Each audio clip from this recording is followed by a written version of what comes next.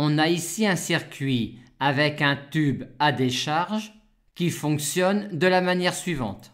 Quand la tension à ces bornes croît de UE à UA, il se comporte comme une résistance infinie, c'est-à-dire encore comme un interrupteur ouvert. Par contre, quand la tension à ces bornes décroît de UA à UE, il se comporte comme une résistance RT. Et donc, au cours de l'évolution du système, le tube à décharge se comportera alternativement comme un interrupteur ouvert quand la tension U croît et comme une résistance quand la tension U décroît. En phase de croissance de U, on n'aura aucun courant dans cette branche et la tension U vérifiera alors classiquement cette équation différentielle-là et en prenant comme valeur initiale pour U, UE, on a alors cette expression-là pour U de t dans la phase de croissance de U, c'est-à-dire dans la phase de charge du condensateur. Et en l'infini U tendrait vers E, on va donc prendre une force électromotrice grand E strictement plus grand que UA. Quand la tension U atteint UA, on passe à la phase suivante.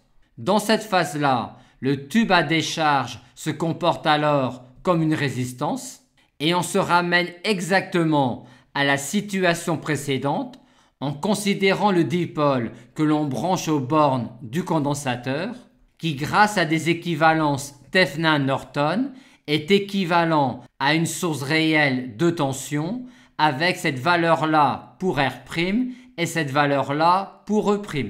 Ce qui donne alors, quand on y branche le condensateur, cette équation différentielle-là vérifiée par U et en faisant démarrer le compteur à t égale 0 dans cette phase-là et en prenant pour valeur de U en 0 plus la valeur UA, on obtient alors dans cette phase-là cette expression-là de U de t.